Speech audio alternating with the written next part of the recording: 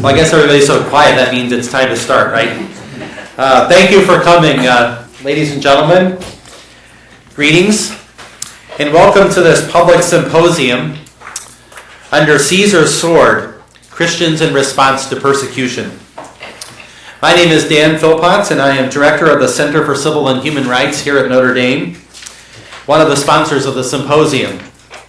The other sponsor is the Religious Freedom Project at the Berkeley Center for Religion, Peace, and World Affairs at Georgetown University. Why a symposium on the persecution of Christians? The freedom to believe and practice religion is a basic human right, ensconced in international law. Today, it is one of the most widely violated human rights in the world. The Pew Forum estimates that 76% of the world's population lives under a regime that suppresses religious freedom. It is estimated in turn that Christians constitute some 80% of victims of human rights, of religious freedom human rights violations. To see this, one need look no further than this past summer's headlines. In Iraq, ISIS has resumed the decimation of the Christian community there that began after the fall of Saddam Hussein. A Sudanese woman, Miriam Ibrahim, was sentenced to death for allegedly converting to Christianity and marrying a Christian man, even though she had been raised a Christian. The Chinese government has been demolishing Christian churches over the past year. Christians are persecuted by a wide variety of regimes in a strikingly wide variety of locales, from Cuba to Egypt to India to North Korea. Christians are not the only ones who are persecuted for their faith. Both the Center for Civil and Human Rights and the Religious Freedom Project are committed to advancing the religious freedom of all people, whether they are Baha'is in Iran, Muslims in India, or Hindu Tamils in Sri Lanka. Still, we believe Christians are worthy of focus, in part because it is the mission of our Catholic universities to be in solidarity with them. This past summer, the two centers were jointly awarded a grant of $1.1 million from the Templeton Religion Trust to study how Christian communities respond to repression. The project, entitled Under Caesar's Sword, supports a 3-year global collaborative project in which 15 leading scholars of Christianity will fan out across the globe to research Christian responses to repression and to bring back the findings. Then a series of outputs will ensue, including a major conference in Rome on the 50th anniversary of the Catholic Church's Declaration on Religious Liberty, Dignitatis Humanae, the publication of a public report, the launching of this report in Washington, D.C., an edited volume of scholarly essays, a documentary, curricula for schools and parishes, and a website. Now, the 15 scholars are gathered here at Notre Dame to lay the groundwork for the project. 5 of these scholars have agreed to join us this afternoon for the symposium. Others are here in the front row or are still arriving for a meeting we're having tomorrow. Before I introduce them, though, let me draw your attention to the booklet you've been handed, which describes the project. For further information, visit the website of the project at the URL behind me, the lower one.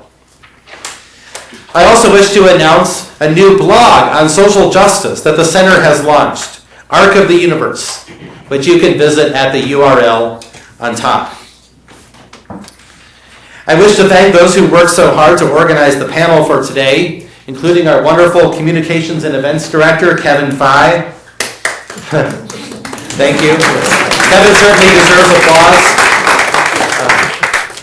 Zara Villeneuve, who just came to work with us as the project manager for Under Caesar's Sword, and our partners at Georgetown. The advertised moderator, Tom Farr of the Religious Freedom Project at Georgetown, was asked to testify to the U.S. Congress on religious freedom today, and so had to bow out. And so, instead, it will be little old me. As for our panelists, it was a difficult decision to choose 5 of our researchers to be on the symposium. Virtually any of the project's team of scholars could have done it. We chose these for their association with headline-grabbing regions of the world. Let me introduce them briefly, and we'll begin. Here to my right is Carrie Kazel, Assistant Professor of Political Science at the University of Oregon, where she specializes in the study of contemporary Russian and Chinese politics, religion and politics, and authoritarian resilience. She is the author of Religion and Authoritarianism, a book that just came out with Cambridge University Press. It's very exciting. She also received her master's degree here at Notre Dame, so she's a domer. On the project, she will cover Russia. Then, to my left over here, Joshua Landis is director of the Center for Middle East Studies and associate professor at the University of Oklahoma. His specialty on the project is Syria and Iraq. In addition to a long record of scholarship on Syria and the Middle East, he is a frequent analyst on TV and radio, appearing regularly on the PBS NewsHour, The Charlie Rose Show, NPR, BBC, and the like. Maurice Tadros is a fellow at the Institute of Development Studies in Sussex University in Britain, and the author of The Muslim Brotherhood in Contemporary Egypt and the just-released Copts at the Crossroads. On the project, she will focus on Egypt, Libya, and Israel-Palestine. Fengang Yang is professor of sociology and director of the Center on Religion and Chinese Society at Purdue University. We've heard of them, right? He is one of the leading sociologists of Christianity in China and author of Religion in China, Survival and Revival, and Communist Rule, among many other books and articles. He is president-elect of the Society for the Scientific Study of Religion, and he is, of course, our China specialist. And then on my far right is Father Robert Dowd from here at Notre Dame, a CSC priest, who's assistant professor of political science and founding director of the Ford Family Program in Human Development Studies and Solidarity at the Kellogg Institute here at ND. A scholar of religion and politics in Africa, he is author of the forthcoming Christianity, Islam, and Liberal Democracy, Lessons from Sub-Saharan Africa, to be published by Oxford University Press. His focus on the project is Nigeria, Sudan, Eritrea, and Somalia. So then, let us turn to our distinguished panelists and get going. I'd like to begin with Professor Landis from Oklahoma, who studies Syria and Iraq. And these are countries which we all know have been very much in the headlines. Can you tell us a little bit about what Christian communities have been experiencing in these two countries? Indeed. I don't know. Is this on? Yes. No. Okay. Oh, yes, it is on. As both Syria and Iraq have fallen into Sunni versus Shiite violence, communal identity, religious identity is increasingly taking on a national identity, an ethnic identity. And this is, and the Christians are getting squished in the middle of this, this struggle. And the Christians have identified largely with the Ba'ath Party and Bashar al-Assad in Syria, the secular government. Not all Christians. There are many Christians who have joined the opposition, but by and large, the communities have all the religious minorities, which are only 20% in Syria, have clung together. And that means that the Christians are a target and are seen as collaborators with the regime by the Sunni majority. And the strongest militia leader after Baghdadi, the head of ISIS, who's turned into the strongest one in the last year, but the strongest militia leader in Syria, Zahran al-Lush of the Islamic Front, called in one of his more important videos, he called for the ethnic cleansing of Shiites from Syria and said that they're impure, and he asked for tadhiyah, the cleansing of these minorities from. Now, the Christians are not properly then targeted, but we've seen with ISIS, which now rules over a third of Syria and Iraq, a territory the size of Great Britain, that they have branded. They've told Christians they have to pay a poll tax, as they did in medieval times, and otherwise they have to convert or leave. And Christians have left in Mosul and in Raqqa and other places in the Jazeera. They have decamped because they don't want to live under this kind of regime. And the fear on the part of Christians in Damascus and other places is that if the rebels win,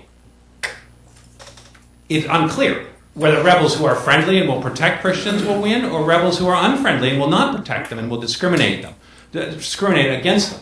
And this is why I think President Obama and the U.S., in this time of deciding, voting yesterday to arm the rebels, have a very difficult task ahead of them, because they want the rebels to fight ISIS and not to fight particularly the Assad regime.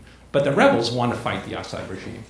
And so it leaves America in one of these very delicate situations, and we'll see how it turns out. Thank you.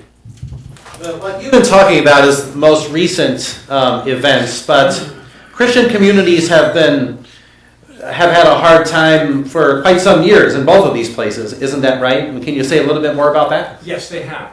When Greater Syria, that means Palestine, Israel, Lebanon, Syria, Iraq, had about 20% Christians in 1914, a little bit more than that actually. 1914. It was a high point. Under the Ottomans, when the Ottomans conquered this area, there were about 8-9%. And they grew. The Christian communities actually grew under Ottoman rule. Today, they're back down to about 8% in the region. Nationalism, the growth of nationalism, has been very bad for Christians. And in Turkey, in Anatolia, there was about 18-20% Christians living there before the nationalist revolution in 1918. You could say 1914 all the way to 23. Almost all of them are gone. There's less than 1% Christians in Anatolia today, because Turkish nationalism became identified with being a Muslim. And the Christians were seen as either Greeks or Armenians in a fifth column, and they were pushed out. And that's a process that's taking place increasingly in other parts of the Middle East today. You can look at Saddam Hussein and Hafez al-Assad as a little Ottoman sultans, if you will, who kept the lid on this mosaic. And what you're seeing today, with their fall and a demand for popular representation and freedom, you're seeing a great sorting out. And I've compared it in the past to what happened in Central Europe during World War II. In World War I, you had the great powers with the empire destroying war, you had the great powers draw these nations, collecting together lots of different peoples of religious and ethnic backgrounds. They remained inside the borders until the Second World War. Poland, for example, was about 64% Polish in 1939. By the end of the war, it was 100% Polish. Czechoslovakia, 23% minorities. By the end of the war, almost none. They'd been ethnically cleansed. And the same thing happened right down Central Europe. And today we're seeing that, of course, in Ukraine with the Russians versus the Ukrainians, and we saw it in Yugoslavia take place after Tito fell in the 90s, and now we have 6-7 nations where there were. So I think this process of great sorting out is taking place today in the Levant area, Iraq. I would include Lebanon, Syria, Iraq, Israel, Palestine, with the growth of Jewish nationalism and increasing Islamic fundamentalism. And the Christians don't have a place in these new national identities that are being very allied with religious communalism. And so they're leaving in droves. And Syria, as a country, at the end of the First World War, was probably about 14%, 15% Christian. Today, it's probably less than 5% Christian. So that's what's happening. In Iraq, we saw with the destruction of Saddam's state, of course, the Christians were picked on immediately, were seen as vulnerable minorities, not only who had collaborated with Saddam Hussein, but also they were richer. And when militias began to prey on them and kidnap them. And that's what's happening, of course, in Syria as well. Okay. So Thank there you. we go, Thank you. grim picture. Professor Kazel, he mentioned Russia and Ukraine, and one thinks of this as an ethnic thing, as Russian security. But also when you look at the news, you see these guys with funny hats and beards, and this looks religious. There are religious people in the photographs. What is the religious dimension of this conflict that we've been reading about? That's a big question. The Ukrainian conflict is quite complicated, and the religious dimension to it. I'm sorry, can everyone hear me? Am I speaking louder? A little bit louder? What's that? Okay. It's like karaoke. Okay. You can sing if you like. That's probably not a good idea. So the religious dimensions, I would say, also is deeply complicated and intersects with many issues of ethnicity, national identity. Something that Joshua said, that Russia is, particularly post-communist Russia, to be Russian is to be Orthodox. So the Orthodox Church has secured its place as sort of a cultural marker, a national marker, definer of national identity. And with the conflict in Ukraine and the growing expansion of Putin, I would say that is very much fits in with his own political project of expanding Russia. And I think the Orthodox Church within Moscow also would like to see that expansion as well. They see Ukraine as very much a heartland of the Orthodox Church, where Prince Vladimir baptized ancient Rus in 988. So it is very much culturally significant, religiously significant for the church. That being said, the Orthodox Church has been very cautious about speaking about the violence in Ukraine and hasn't been supporting the separatists, at least from the top down, supporting the separatists or the pro-Ukrainian rebels fighting or the Russian, the Orthodox Church has been very careful about not weighing in on the conflict on the Ukrainian side or the Russian side from the top down. However, there has been wide variation among various local Orthodox priests in Ukraine as well as Russia who are affiliated with the Russian Orthodox Church. So in some cases, Russian Orthodox priests in Russia, in a city known as Novgorod, which is north of St. Petersburg, is a very liberal place. You have priests refusing to give communion to members in their parish who are fighting in the conflict for 20 years. At the same time, Russian Orthodox priests in Ukraine, in the eastern part of Ukraine, there's also evidence of them harboring separatists, ammunition. And so at the local level, there's a lot of variation. The church has been very quiet on it, but is very split, and you see Russian Orthodox priests locally very engaged and taking sides on both of the conflict. What about on the other side, in Maidan Square, and the protests and the kind of Western-oriented Ukraines, does that have a religious dimension to it as well? In the Maidan Square protests in Ukraine, one religious community we did see quite involved were evangelical Protestants and Baptists to some extent. They were involved in the protest and very pro-Western, so they were leaning towards the EU, which created, I would say, a little bit of conflict among their co-religionists in Russia, among evangelical Protestants in Russia, putting them in an awkward position, not wanting to weigh in on the conflict. What about, wasn't there also a Ukrainian Catholic Church, or Wasn't it also involved in the kind of Ukrainian opposition to Russia? Right. So the Orthodox Church and the religious landscape in Ukraine is quite complicated. So there's 3 Orthodox churches, one which is linked to the Moscow Patriarch, one to Kiev, and one independent, as well as the Ukrainian Catholic Church, which is quite large. There's very diverse evangelical Pentecostal movement in Ukraine, Baptists. Ukraine during the Soviet era was known as the Bible Belt of the Soviet Union, and so it's a very, I would say, more religious in terms of religiosity than Russia.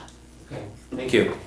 Let's turn to Professor Tadros with respect to what's going on in Egypt. Now, we read with such hopefulness about the Arab Spring, and it looked like maybe democracy was emerging. We had some hopes for religious freedom, but at least for Christians, it sounds like things haven't worked out so well.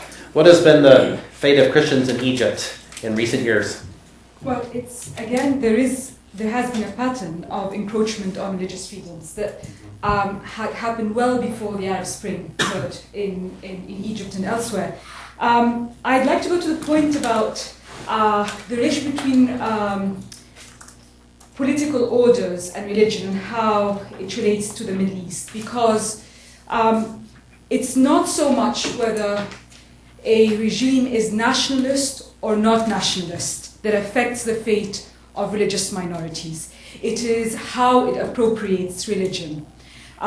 In Turkey, it's true that a nationalist regime under Ataturk associated Turkishness with Islam, but in Egypt, under Egyptian nationalism, this was the time when Christians thrived more than any other time, because they were bound together as Christians and Muslims with a common identity. And in the Arab Spring in Egypt, in January 2011, the bonding of Christians and Muslims under the idea of building a new Egypt was not fake, it was very genuine. Not just in Tahrir Square, it had some very positive spillover effects across the country. But what we do see across the entire region, whether we're talking about Palestine or Egypt or Syria or Iraq, is when regimes choose to have a religious mediated kind of citizenship, where your citizenship identity and rights are associated with whether you belong to the religious majority or not. That's when things go wrong. And that was the unfortunate predicament of the Christians of Egypt after January 2011, the Egyptian, what is conventionally known as the Egyptian Revolution. Because they were not traitors. They had joined in the revolution with full force in Tahrir Square, but bearing in mind that this was not the entire Egypt. Lots of Egyptians, whether they're Christians or Muslims, did not participate in the revolution. But where participation was happening, Copts were there, Christians were there.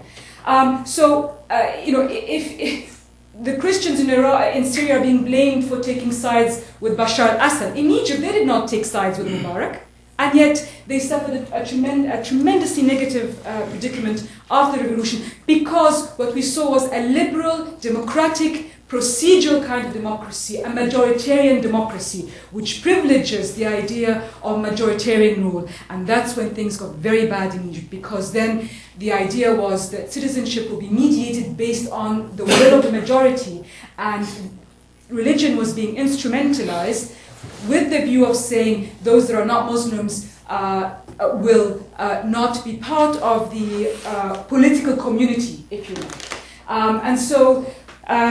What we saw was a forms of persecution that Christians had not seen in hundreds of years, such as the imposition of economic ransoms, what Josh referred to as levies. We had actually seen occurring in Syria more recently, but began in Egypt in 2011 and have continued to this day. However, just very quickly, on the point of Egypt, we then saw another regime rupture in 2013 when there was a popular uprising against the Islamist regime led by Muslims and with a high level of participation of Christians.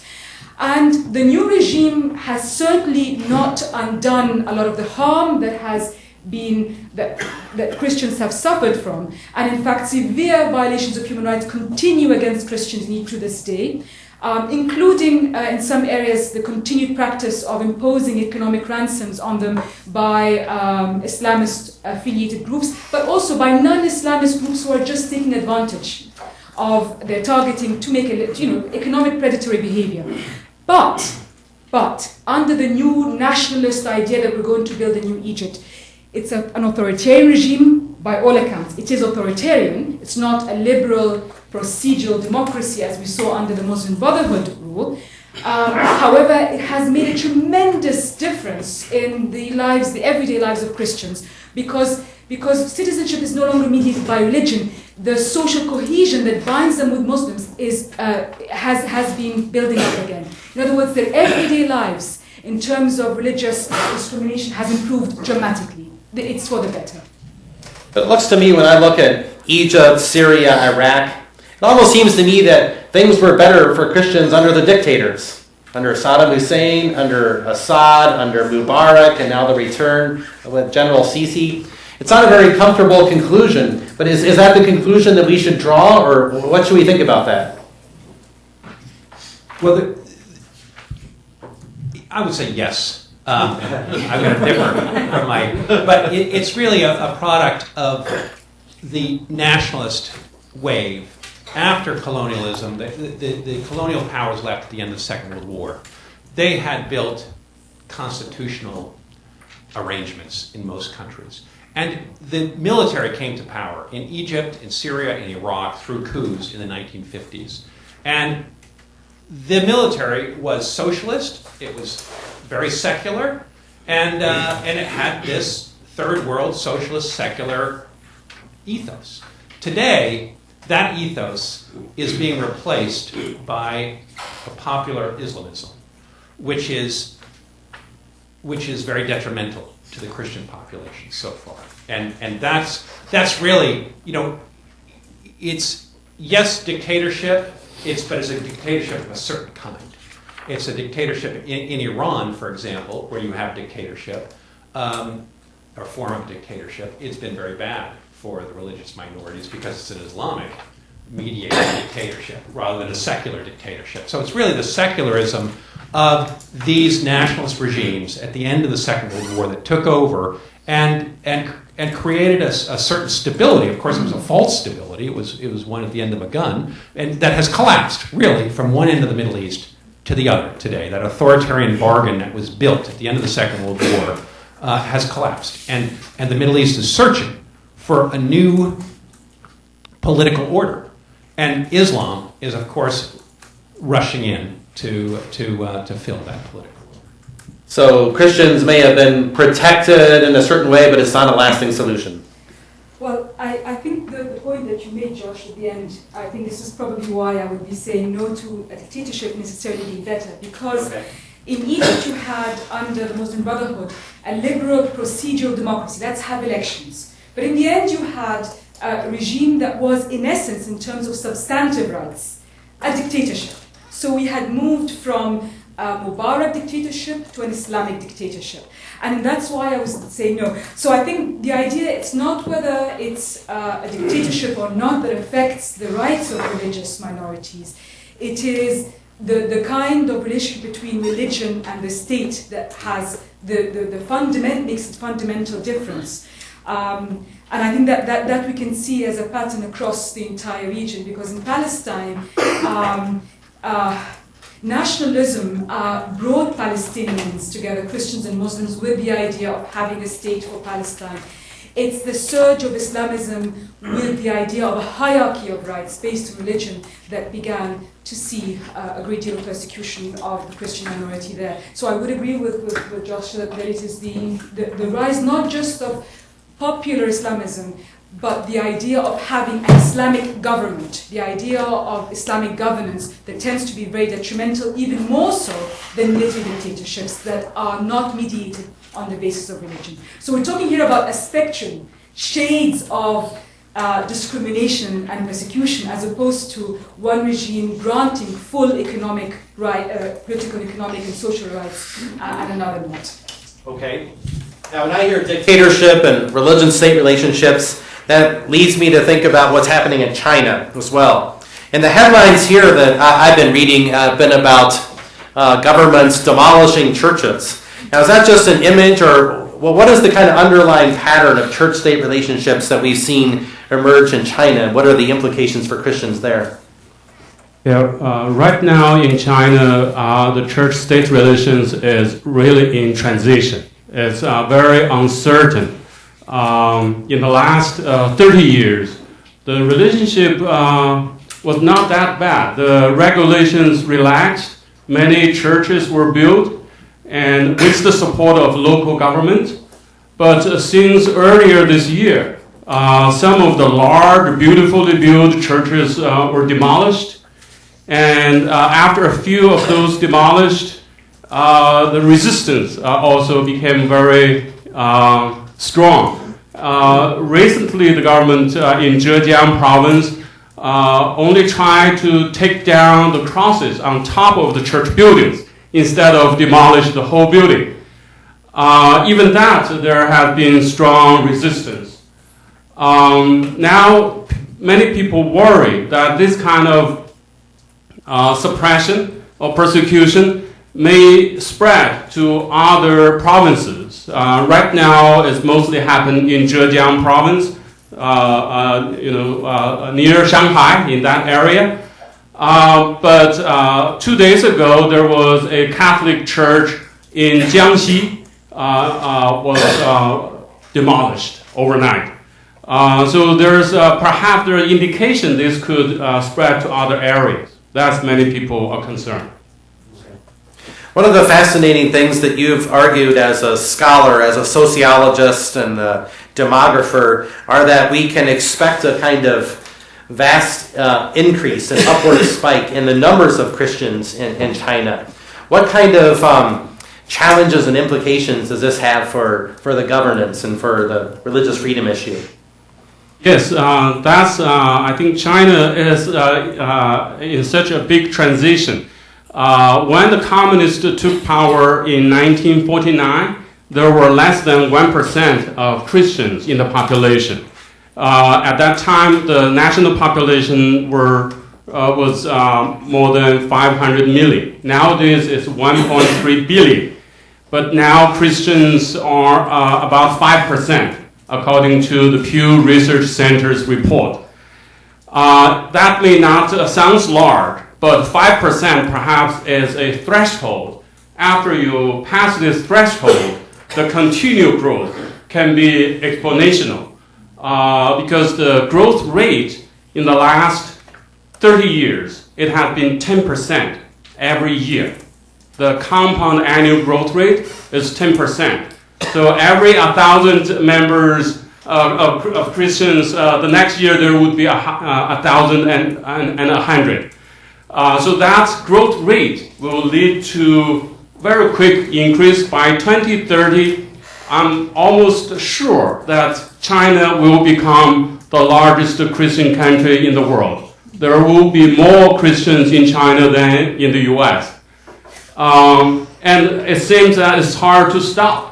I think the government really wants to slow this down. I think the measures this year to demolish some churches, taking down crosses, and also there are other measures, including you have to renounce your Christian faith if you want to continue to work in the government or in the state-owned companies.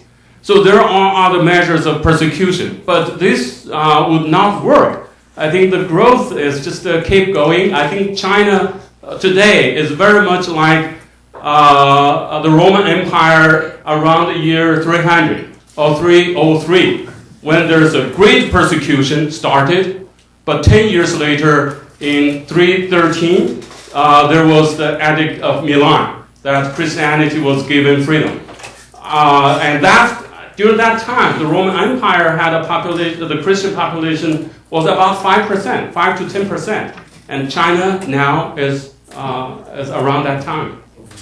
As I understand it, in China there is the government has tried to control things by creating government state-managed churches, Catholic and Protestant, and but whereas the ones who don't join that are underground churches. Now, do you think the government will be able to continue to be able to manage things through this kind of scheme, or will there be greater and greater pressures put on that?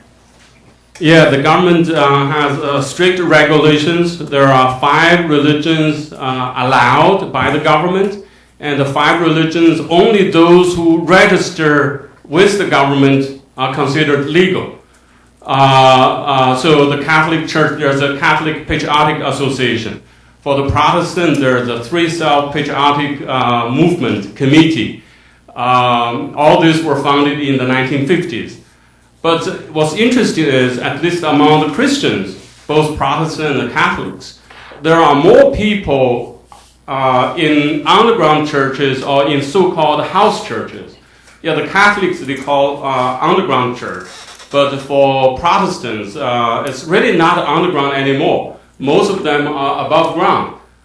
Their churches are not registered and approved by the government. So they are in the gray area. I call this a gray market of religion. There are those underground churches, underground sects, cults. The government really try to eradicate. Those, they still operate. So there's a black market of religion. There's the government-approved one, the red market. The red market of religion is expanding quickly. If you visit China, you will see churches, most of the churches are overcrowded. Many people attend. But there are more people not visible in those churches. They meet at their homes, underground, all gray area. I think this policy, the government still not giving up, still try to tighten up, trying to force the house church and underground church members to join the officially approved churches. They tried really, really hard in the last 3 years, 3 or more years. But it does not work because Christians clearly resist. And they can resist these kind of pressures given the economic growth and the social development, urbanization, migration. All those social factors make the government measures of repression not effective. I think this will continue for a while. They may try to increase suppression. I think in the next 10 years, it's going to be a trial time for Christians in China. There will be more difficulties, problems, but again, it's already passing the threshold. Christian growth will continue. It cannot be stopped. So the Roman Empire analogy suggests maybe increased difficulty, persecution, but then perhaps an opening. Right. It's already, it's in that moment. I think if when the top leader is not emperor, but emperor-like, suddenly realize he cannot really deal with Christians in this way. Unless you kill all of them, you can't, right? What's the better way to maintain the power, maintain social stability? So there could be a turn of the mind. Say maybe we should welcome Christians because look, in China, in the Wenzhou area where the churches were demolished and the crosses are taken down from the churches, that's the economically developed area, one of the most developed area. Many Christians are business people, entrepreneurs.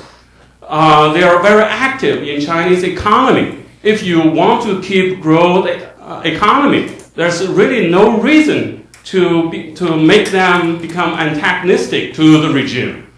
In other areas, it's similar. Christians were really strong in business, in economic sector, and also recent years, there's a rise of a group of Christian lawyers. They are human rights lawyers, civil rights lawyers. They try to defend those, their rights being violated. But think about this. These lawyers try to reinforce the legal system now. Of course, want to reform it, but it's really reform within the system rather than overthrow the system. And I think somehow there must be people in the government understand this. So the suppression so far is not really enforceable. There may be some in the government already realize these Christians are really working for the society rather than to really only bring problems, troubles to the society. Let's fly west and a bit south again to sub-Saharan Africa. And Father Dowden, we've been reading about Boko Haram in Nigeria, Miriam Ibrahim in Sudan. And what are some of the challenges faced by Christian communities in the countries that you study? I think there are two big, broad categories of persecution. One type of persecution is societal persecution. Another type is state-sponsored persecution. I think that we find both, especially in Nigeria as well as Sudan. But in Nigeria, we know that there is state-supported or state-sponsored persecution in a way, and especially in the 12 northern states where the Sharia has been enshrined in state constitutions, essentially renders Christians second-class citizens in those countries. Although the Sharia applies only to Muslims, it really does make life difficult for Christians in those states of Nigeria. And then there is the societal persecution, which I think is much more severe. And that's where Boko Haram comes into play and other movements that essentially attack not only Christians, but Muslims who really don't espouse their worldviews. And that persecution is very severe. Some say that last year more Christians were killed because of religious persecution in Nigeria than in all other countries combined. That's kind of hard to believe, but this has been a claim made by the Open Doors group, that in northern Nigeria, and especially in the northeast of Nigeria where Boko Haram is strongest, we find that Christians are really suffering a great deal, and there have been a great many killings. In Sudan, we find that we find a great deal of state-supported or state-sponsored persecution, especially since the creation of South Sudan in July 2011.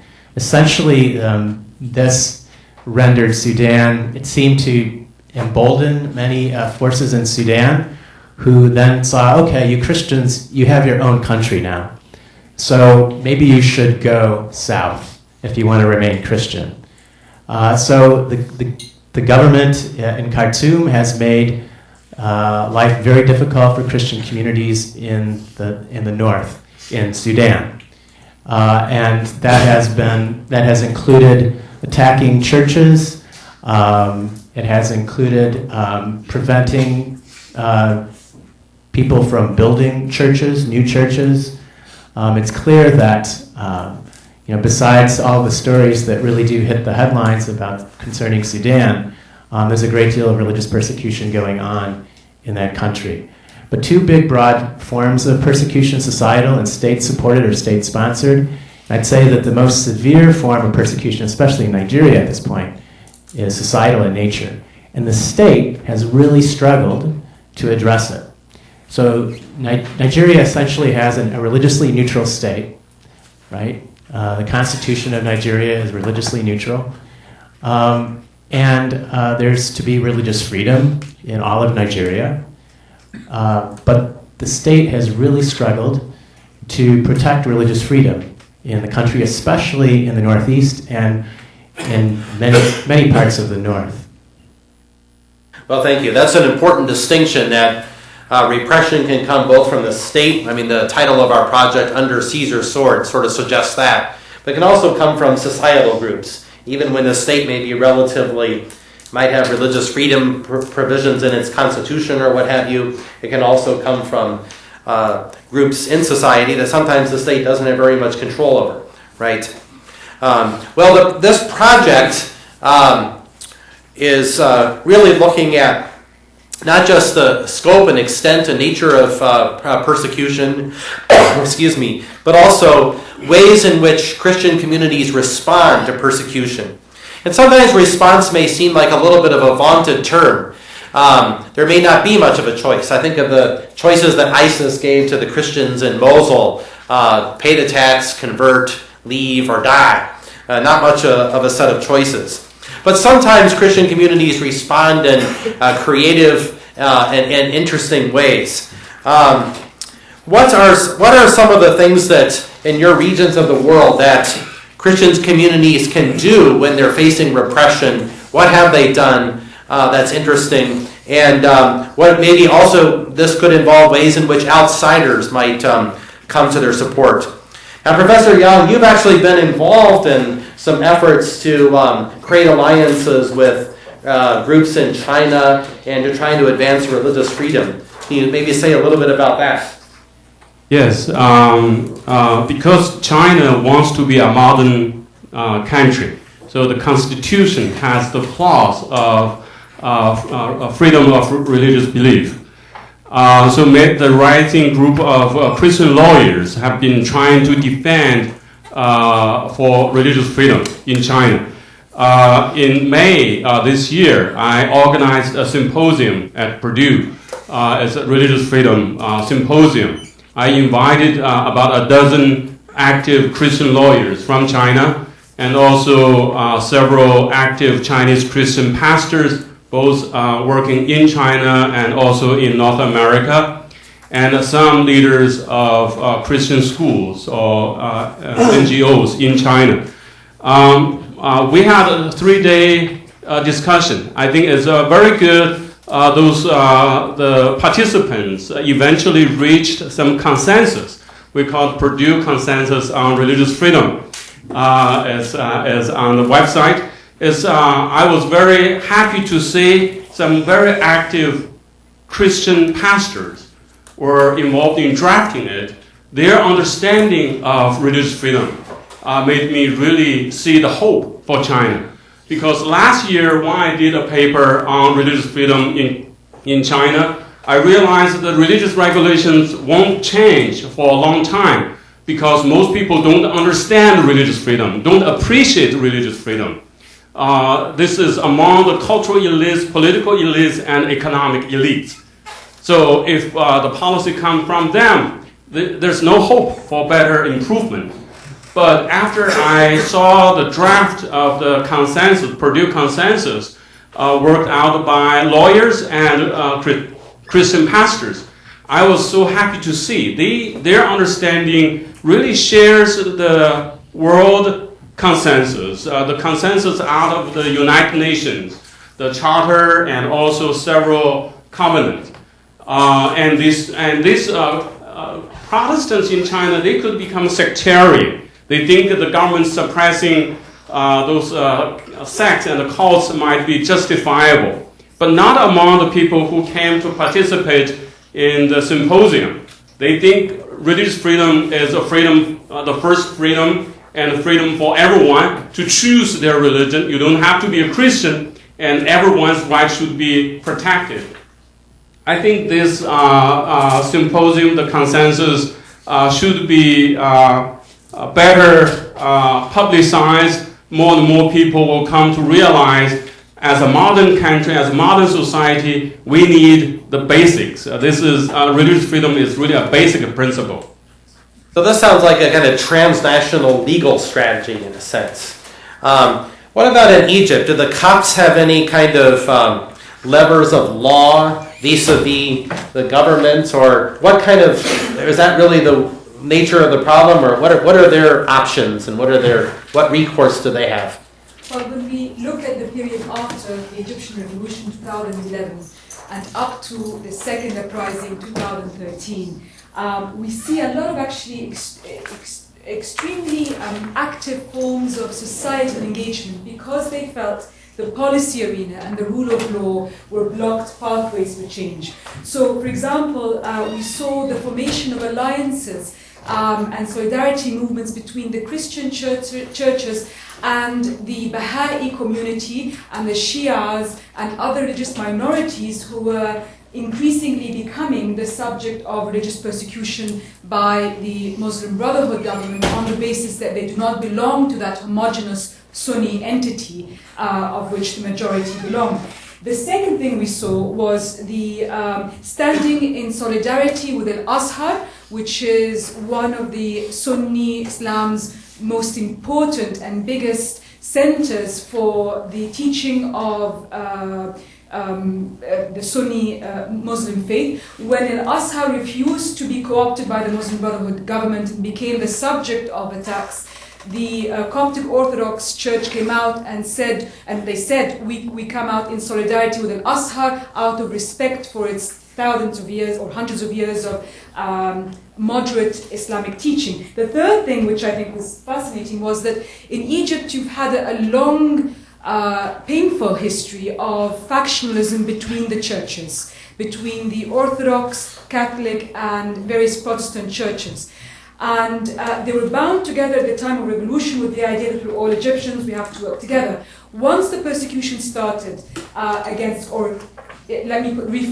once the level of discrimination persecution intensified after 2011, they all came together in one spirit. So we saw things like prayer nights, vigil nights, where all the Christians would get together in one open space and pray until morning.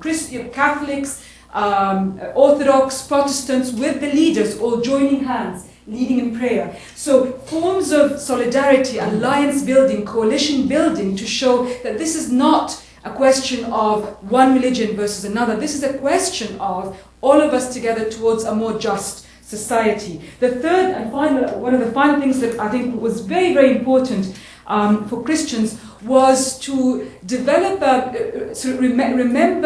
develop a narrative based on the idea of we have a long heritage of living through persecutions, that this church in Egypt was established in 48 AD, and throughout the ages it has struggled to survive, Christians have struggled, and that this is just one more struggle that has to be overcome, because that's part of your heritage of passing on from generation to generation your faith. And that became a great source of solace. So find friends among Muslims, unify among the churches, and look back to your history. Do the Christian communities in Iraq or Syria have any of these strategies available to them? Well, today they're largely in free fall right now. So society is collapsing so quickly that the connections that were made. If we look next door in Lebanon, for example, which gives us really a model for how to sustain, it went through the same period of crumbling and communal warfare. But Christians were identified with education, and that's in part because of the missionary activity of the 19th century.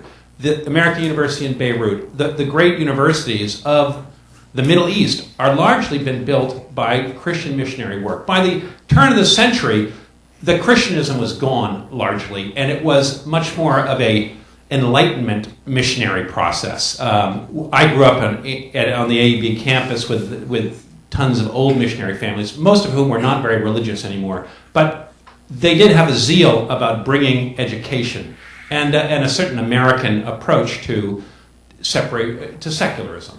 And that became a passion for many upper-class people in Syria, in Iraq. Now today, that upper class that is formed in those universities and those schools has been decimated, and many of them have fled the country because of the violence. And so in a sense, the top 5% of society has been scraped off, and one is going, we don't know where we're going to end up with this revolution. So the education has been fundamental, and to place, priority on education. Secondly, in Lebanon, we see the Christian community there, which is about a third of the population, is divided. Half are allied with the Sunnis and half with the Shiites. And so even though in some ways it's a very good strategy for Christians, because neither the Shiites nor the Sunnis want to hurt Christians because they depend on at least half the Christian population. Now, in Syria and Iraq, we're not seeing that because things have gotten to such a terrible state that there's really what Christians are doing are fleeing, and they're relying on each other throughout the Middle East to get out. In Lebanon and other places, the Christian community has reached out, and of course Christians from the United States and others are helping Christians get safety, and that's been extremely important. And churches have gone into Kurdistan and other areas to help the refugees from Mosul and so forth, and that, of course, is a source of money, help, legal help, and everything else. So the structure of internal alliances and then possible links with outside actors proves to be very Of course, important. that's a double-edged sword, because Christians were allied with the Americans and the colonialists, in part because they became the mediator between that westernization. But on the other hand, they were very respected and found a position amongst the Sunni elites and others who wanted that education and who believed in that mission and got drawn into it. It formed a common nation-building project that was shared between Christians and upper-class, more secular Sunni Muslims. And that was the glue. It's fallen apart in this violence, but it needs to be rebuilt. Now, I suppose in Ukraine and Russia, maybe the question is, does religion play a role? Are there strategies by which churches are helping the Ukrainians to kind of stave off Putin? Or maybe that's too biased of a way to answer it. But is there a kind of strategies of resistance, so to speak, that religious actors are engaging in? I can speak more to the Russia side of Okay. it, side of it, because I haven't done field work in Ukraine. Sure. But no, the quick answer is no. I haven't seen Christian minorities in Russia. So this would be Lutherans, Baptists, Catholics, Pentecostals, Charismatics, Seventh-day Adventists, Jehovah's Witnesses, essentially anyone who's non-Orthodox. This is about 5% of the population. They are very leery of engaging in politics. They see this as something quite dangerous and something that they will get shut down in. And in fact, what I have seen is perhaps an opposite response of a sort of rally around the flag effect of nationalism that we're seeing, heightened nationalism in Russia. To some extent, you see this reproducing itself within some minority Christian communities. So playing up the idea that they are patriots, that they love their country, that they are localized indigenous churches run by Russians for Russians, that they are not foreigners, they are not sects, they're not foreign imperialists or spiritual colonizers, the way that they've been depicted in the media and by some leaders of the Orthodox Church. So it's this rhetorical strategy of identifying as part of the larger nation.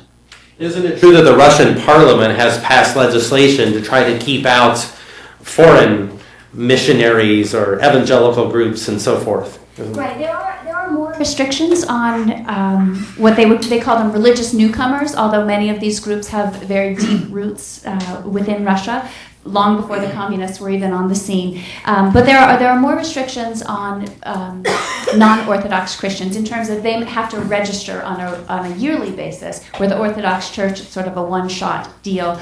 But there's also quiet forms of repression. For these smaller churches, evangelical churches, they don't have the money to build a church, they can't get the permission, but it becomes very difficult for them to even rent office space or to rent a ballroom to hold their services because their landlords are getting indirect pressure from their own priests, their own Orthodox priests, to not rent office space to these so-called cults or sects. So when Christian churches engage in this strategy of saying we're Russian too, they're trying to avoid being portrayed as sort of some foreign influence and thereby restricted because of that. Absolutely. I think they're definitely trying to distance themselves from the West and talk about that these are homegrown churches for Russians. And on the one hand, it sounds like a strategy, but having spent a lot of time in these communities, they do identify as Russians, and they are deeply skeptical of the West and Western ambitions. So, Father Dow, what do you do if you're a Christian in northern Nigeria or the Sudan, the government of Sudan, or living in that state, and what recourse do you have? I think that run for your life. No, actually, that's what's been happening for the most part. The response, at least of ordinary Christians on the ground, has been to run, to flee areas of persecution. So in Nigeria, we have quite a large number of Christians who are displaced, and so we have migration within the country where Christians will leave, have been leaving parts of the Northeast and even parts of the Middle Belt to areas that are safer for Christians to be. And I think the response of Christian leaders largely depends on that dichotomy that I just talked about, whether the persecution is state-sponsored or whether it's societal in nature. If it's societal in nature, I think Christian leaders usually have been bolder about speaking out and denouncing the persecution and trying to embarrass the state, to get the state to increase its efforts to protect religious freedom. But where the persecution is state-sponsored, I think the Christian leaders have had to be more cautious. Why? Because in speaking out very publicly and openly about the persecution and attacking the regime, they could trigger a backlash. And so I think the response really has, at least of religious leaders, of Christian leaders, has depended in large part on whether the persecution is state-sponsored or societal in nature. I think that, for the most part, Christian leaders have called for a peaceful response, for a nonviolent response. That doesn't mean that Christians haven't responded with violence. In Nigeria, in particular, we know that there have been large parts of the Middle Belt and parts of the northeast of Nigeria that have essentially been cleansed of Christians. There are also areas in the Middle Belt that have been cleansed of Muslims.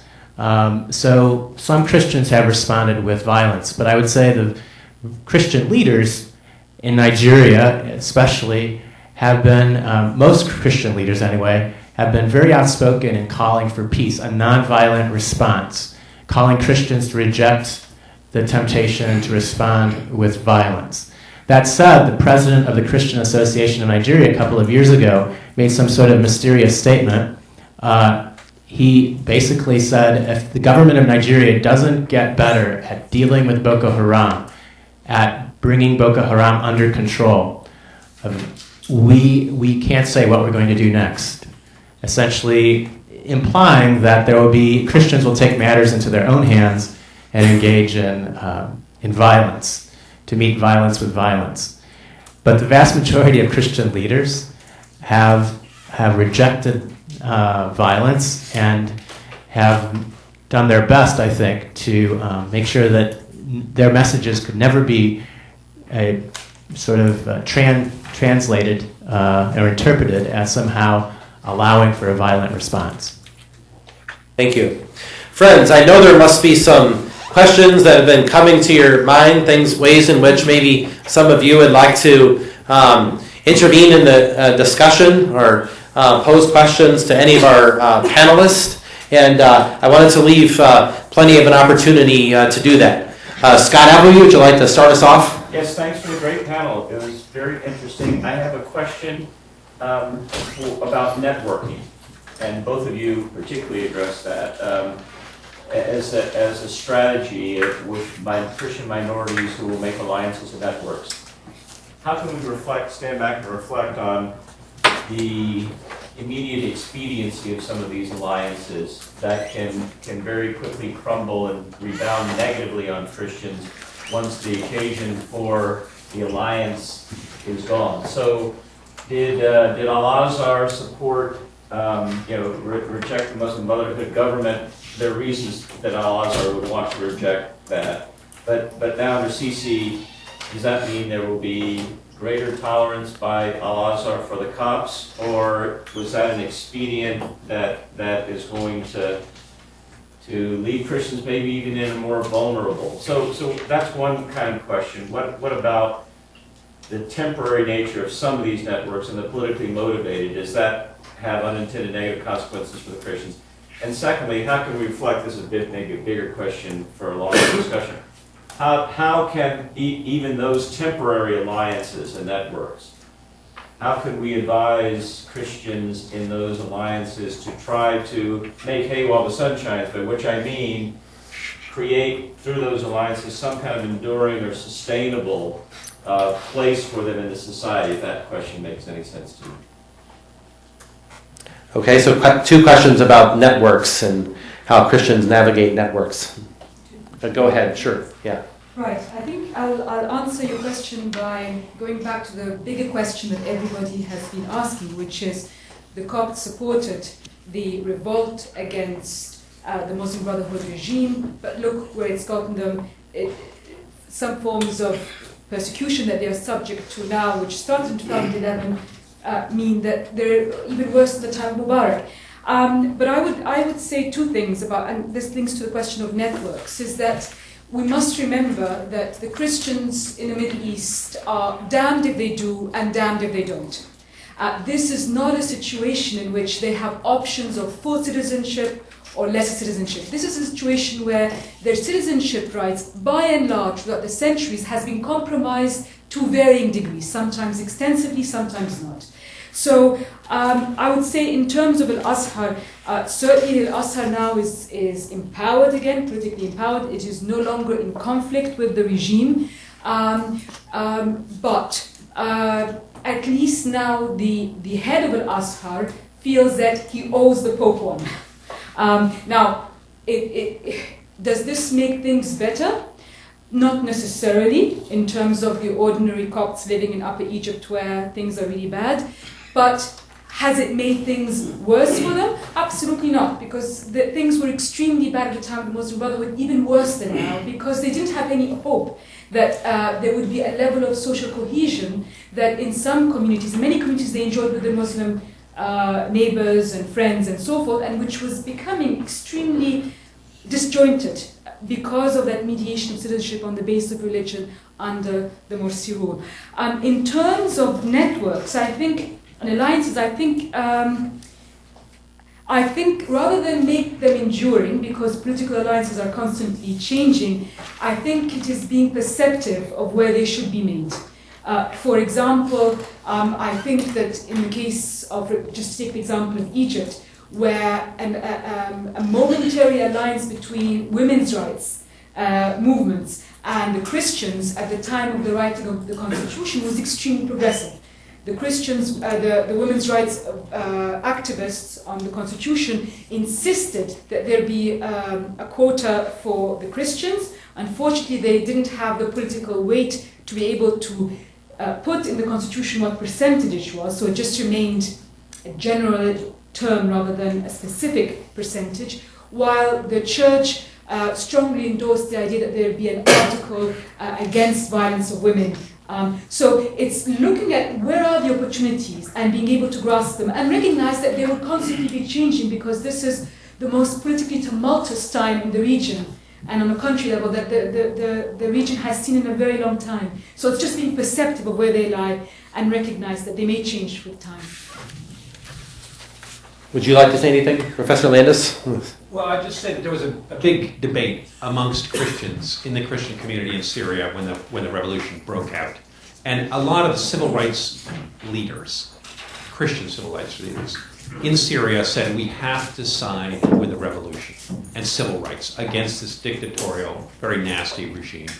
Because if we don't, we're going to ally ourselves with a loser regime. This regime is on its way out. It's a minoritarian regime. And Christians can't cling to it. Because if we do, the Muslims, it'll be understandable if the Muslims take revenge against us. We have to stand up for what's right for everybody. And a number of Michel Kilo and a number of prominent Syrian dissidents joined the opposition. The problem is we watched them slowly have to make alliances further and further to the right on the Islamic scale as the revolution devolved away from the original, as it became violent and it became more and more Islamic. And they got themselves into very untenable positions. And now they're silent because they see the militia groups that were supposed to be moderate making deals with Al-Qaeda and other, and the Christians are left out. And so this gets back to you're damned if you do, you're damned if you don't. And so Christians then wanted America to invade. And that was their salvation. If America could only come to Damascus, set up a secular regime, they would then be able to go back to their homes and be protected. And so there was a big clamor on the part of the minorities, of the Christian minority, for foreign intervention. On the other hand, for those people who had joined the revolution, other Christians, of course, don't want the Americans to intercede at all because they think it'll be against Bashar al-Assad, and they, of course, want him to survive. So it's a split community. What other questions do we have? Yes, sir. I have a question for Professor Yang about China. As you suggested, if the Chinese government were to allow greater religious freedom in 10 years or so, as you say, what do you think that might look like in a few ways? Do you think that might mean that they say churches no longer need to register, or that the guidelines for registration are broadened? And do you think that kind of a transition could be smooth? Meaning, like, would it be a strong leader who's like as strong as Deng Xiaoping, who can just say all of a sudden now Christians are good and they get more freedom? Or would there be a big fight within the party over this issue? And then how do you think Christian groups or other religious groups themselves might respond? Yeah, very good question. I think the change will not be smooth. There are people who have very different positions, and they have different ideals for future society, and I'm sure they will fight with each other. And on all sides, they think they have a better plan than the others. So I don't think it will be a smooth transition. But given the sheer proportion of Christians in the population, the policy has to be changed. It's no doubt. It's only how do you make the transition as smooth as possible. Yeah, this continued growth. I can think about two examples in order to understand that. One is the Roman Empire, when Christianity passed the threshold of 5%, and given the cultural context, when there's no one dominant religion, like Islam or Orthodox Church, there's no one dominant religion. There are many different religions. In that environment, there's a competition, free competition. Christianity will win over. And this happened not only in the Roman Empire, but also in South Korea. In South Korea, Christianity really grew from less than 5% to now about 40% over 2-3 decades. That's China is following that pattern. And the concern is when Christians become, say, a third of the population, or more than a third, maybe about 50% of the population, you can imagine the dramatic political changes will be inevitable. Now, I see the urgent need is really from the Christian side. Are you prepared to take social responsibilities to run the society? If you become a third or 50% of the population, how do you run the society? I would say most Christians in China are not prepared for that. Just like in the early church fathers were so busy with apologetics. Why do you have to believe? But when Constantine said, okay, I'm turning around, how do we rule society? Well, from 313 to 380, only several decades, Christianity became the state religion, official religion. That, I think, brought many terrible things, right? So China should not go that path. But are Christians prepared in their public theology, in their social theologies? I would say not. This is so urgent given the rapid growth to get prepared for Christian leaders to take leadership in education, in welfare, in economic policies. Every aspect really need theology-based approaches, and now that's lacking. Okay. Elizabeth. I wondered if this is more for those of you working in the Middle East, but to everybody. I wonder if this is a moment where Christians in the Middle East in particular have an opportunity to rewrite their own narrative in ways that engender different kind of conversation with Christians outside. And by that I simply mean that really for the last century, Eastern Christians from Egypt to Turkey to the Holy Land to Syria have endured persecution and repression that has been slow, steady, and nearly fatal. And that's gone largely unrecognized and with a kind of indifference by Christians living outside, particularly in Europe and the United States, who fell into this response of, oh, things are great under secular regimes because after all they're secular, so they don't make life horrible for Christians.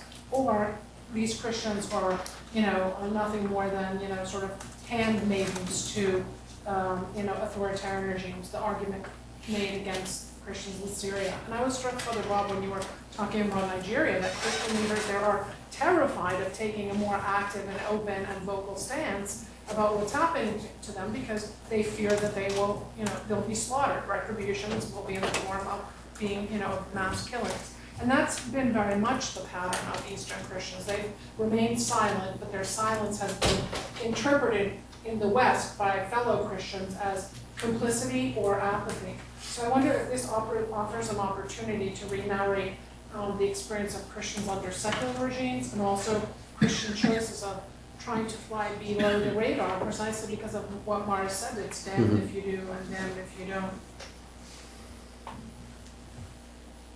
Did you want to direct that at one in particular? I know it's an emergency moment, but do you see even any kind of openings with a new kind of narrative emerging or a willingness to exercise a critique of the long-standing narrative? Right, I think it depends on where we're talking about in the Middle East, because I tend to see things a little bit differently in what happened in Iraq with respect to the Christians. I don't see that in all cases they were given a choice of pay the levy and live. The cases of the kidnapping of Christian women and their enslavement is not one where they were given the choice, give us the money or we'll take your women. They actually kidnapped these women, and in feminist and human rights scholarship, this form of the use of sexual enslavement and rape is a weapon of war that is associated with genocide. So in places like Syria, I think the first thing, and this is very regrettable, is to actually, the first thing is survival. Just get the Christians away in order that they may live, that they may be able to pass on their heritage from generation to generation, which is now at risk because once you rupture a whole society by tearing women and wives and daughters and sisters from their families, you are destroying the very fabric of society. So that's an immediate survival. However, even in this case, there is, if Western governments open their doors to the Christians fleeing from Syria and Iraq, which they have not done sufficiently of. I think the UK is one of countries whose record on allowing asylum seekers coming in Christians is leaves much to be desired. But if you strengthen the diaspora community so that they may start to write their narratives with the support of Western solidarity movements, academic, human rights, whatever, then that's an opportunity. I completely agree. As for the rest of the Middle East, I completely agree with you, Elizabeth, that the churches have played a role in trying to be silent because that was their only way of survival. And this is where this is where the opportunities for solidarity between the West and the East is so strong, is to strengthen civil society voices, Christian civil society organizations and activists locally, because of two things. Number one, that when you have Christians acting as citizens, then you don't put the churches at risk. The second is because of their grassroots work, they're able to capture everyday narratives, everyday experiences in a way that is very powerful. But they are lacking almost entirely in opportunities to disseminate this beyond their national context because Western academics and human rights organizations and progressive social movements in the West are not sufficiently engaging with them. I mean, I just want to say very, very quickly that I was really shocked and it was really disappointing that you had a situation in the Middle East where you had the death of many in Gaza, which spurred large protests across Britain and Europe to defend the rights of Palestinians. Then you had a genocide, and this is not my term, this is the UN representative's term, use of the word, in Syria, in Iraq. And there was quiet. And I spoke to my colleagues in progressive social movements and leftists who have been very strong on human rights. Why are you silent on the genocide? Why are you mobilizing here and going silent on a genocide? So I think this is the time when solidarity movements are needed in order to be able to amplify the voices and narratives emanating from the oldest part of Christianity, where it is now, it's an existential threat, where there is a problem of the survival of the oldest forms of Christianity, heritage, cultural and otherwise, being eliminated to the ground. No more. We will not have that heritage anymore if we don't have those solidarities to amplify voices and engage anymore. Sorry, No, great. Quickly. On that, I just to make sure I'm clear, it's in Nigeria, Christian leaders have been very outspoken about the persecution. They've been very open and they're outspoken about the persecution. In Sudan, they've had to be much more cautious. And I think in a situation like we have in Sudan, that's where solidarity really comes into play, international solidarity, in a very big way. Not that it doesn't when it comes to Nigeria, but how do you bring effective pressure to bear on the regime in Sudan to respect the very basic rights of Christians in the country? And I think that this is where the transformation in China can't happen soon enough, because I think economic pressure on a country like Sudan could be very effective, but there are some countries, China being one of them, that unfortunately kind of stand in the way of bringing effective pressure to bear on the regime in Sudan to respect religious freedom and the rights of Christians in the country. So I think where you have state-sponsored religious persecution, I think solidarity is even more important than it would be. International solidarity, international pressure is even more important than in countries where the persecution is largely societal in nature. Could I say one thing about the narratives? The narrative that's taught in most Middle Eastern schools on Christianity. I wrote an article on Islamic textbooks being used in Syrian schools, and there the narrative is very clear. For pagans and atheists, there's a subsection in the 9th grade book. Every kid has to read this. It says that Islam believes in freedom of thought, but not for everybody. It says it in exactly those words. It says there's freedom of thought and religion. There's freedom of religion for the religions that have descended from God.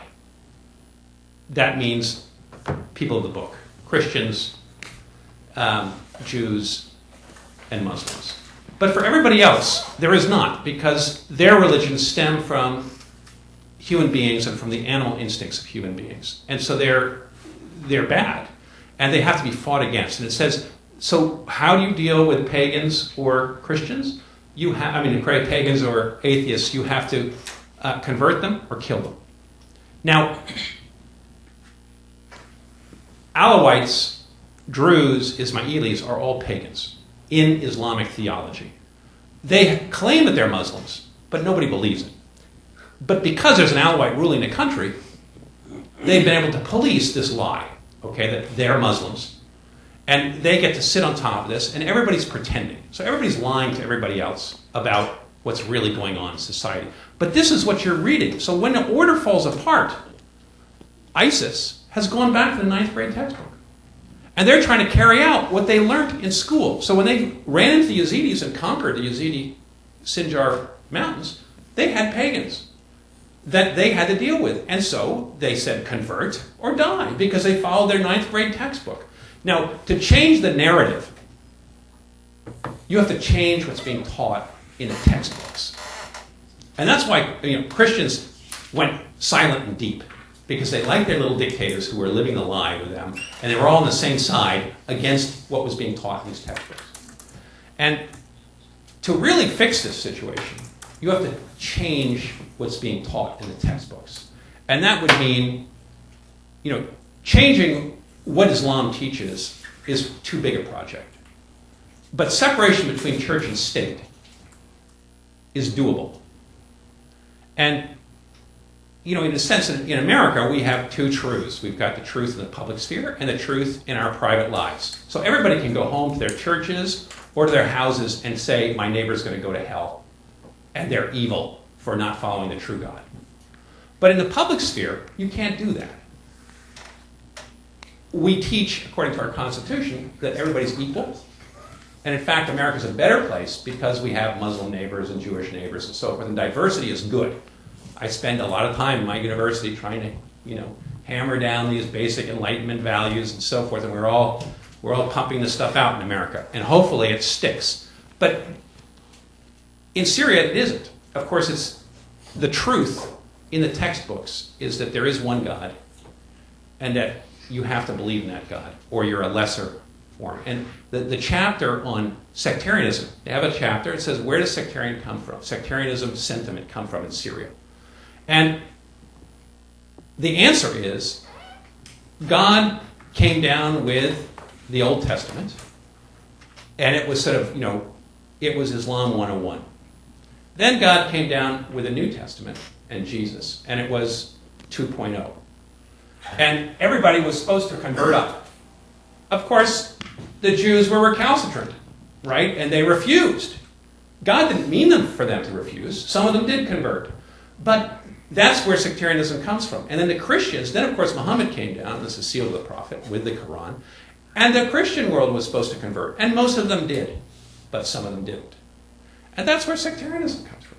It is the arrogance and recalcitrance of these primitive 1.0s and 2.0s who didn't get up to 3.0 and update my program. And that's the narrative. And it's a narrative that's very detrimental to Christians, of course, because they're going to be seen as lesser citizens of a society that didn't push, the update the program button when it came on the screen. And so, how do you change that narrative? I think the only way to do it is separate church and state, and we're going in the opposite direction today in the Middle East. We're going towards more religious governments and away from these secular dictatorial regimes, which were not real secularism, obviously. They were fake secularism. But Christians made up with, Christians lived a lie, put it that way, of having these secular dictators, and they lived in the protection, in the shadow of that dictatorship, and they supported it in Syria, and they shouldn't be. But they left in other parts of the Middle East. Yes, they're leaving. They're leaving. Okay, sounds like Bill Gates may have had something to do with your analysis. But we got about 5 minutes left until 5:30. Other questions? Someone to bring us home. Chad? I don't want to bring us home. You're the cleanup hitter. Yeah. One of the things that's clear from the Indian context is that Christians are attacked in part, whatever else may be going on, in part because of their putative assumed association with the West and more generally with globalization and its political and economic and cultural effects. So I hear in some of the presentations that have been given here something similar to that going on in some other context. I guess one of the questions that emerges for me is, in the context where Christians are, or certain Christians are portrayed as proxies of the West, or the people who are the mediators of globalization and its forces, to what extent are these claims real or merely rhetorical? And I guess I would ask that in 2 different ways.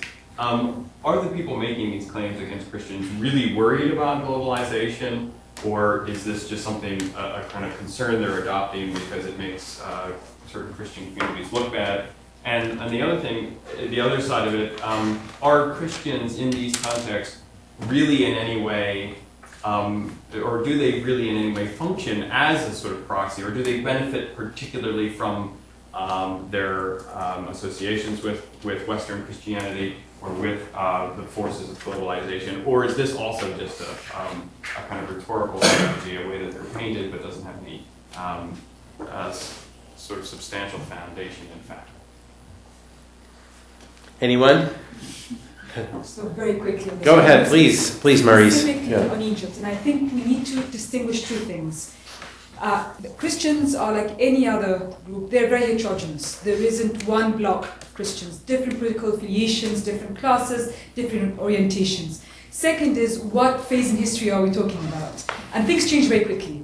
But I think that the Western connection has been overused, and sometimes the evidence tends to suggest otherwise. So in Egyptian history, for example, there were two incidents when the Christians of Egypt, or let me rephrase because we just said they're not one block, the church leadership took a very active position against the idea of getting external cover or backup from the Russians and from the British, and said, no, we're a patriotic church and we are part of the Egyptian fabric and we will not take this.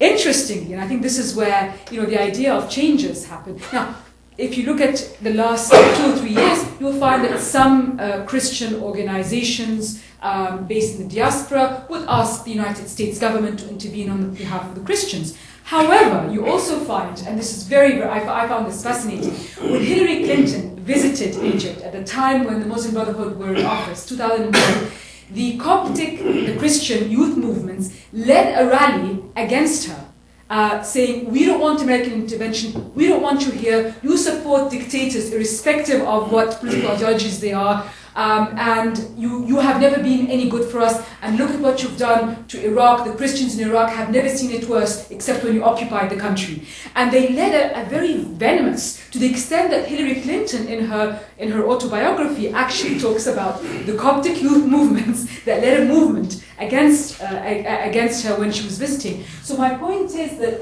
it's actually been something that sometimes some Western scholars have used so that they would feel like, oh, well, those Christians, those natives didn't play it right, and, well, they deserve it because they didn't play the politics right, without actually looking at the historical dimensions and the evidence that suggests otherwise, especially in Iraq and Palestine and Syria and Egypt, where the churches assumed a very overtly political role in saying, we're patriotic, we are part of the fabric of the nation. But it's a case of damned if you do and damned if you don't. It's when they do this, then they still don't get inclusive democracy. And when the Christian diaspora organizations seek Western intervention, which some Christian organizations have, it's still not getting them anywhere.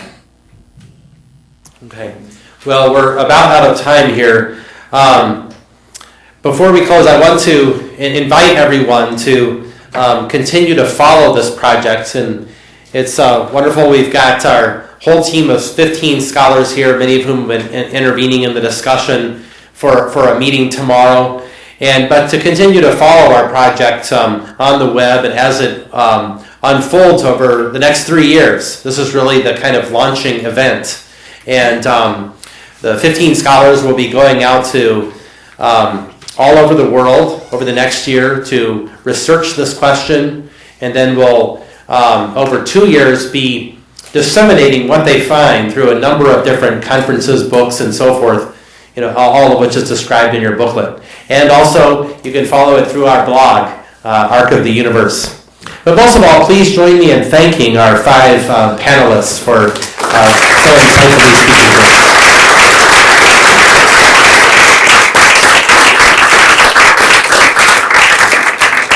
Thank you for coming. Have a great evening.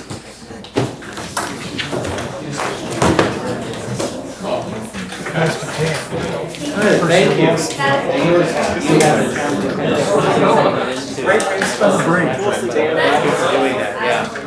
And the experience of the kind of minorities under Orthodox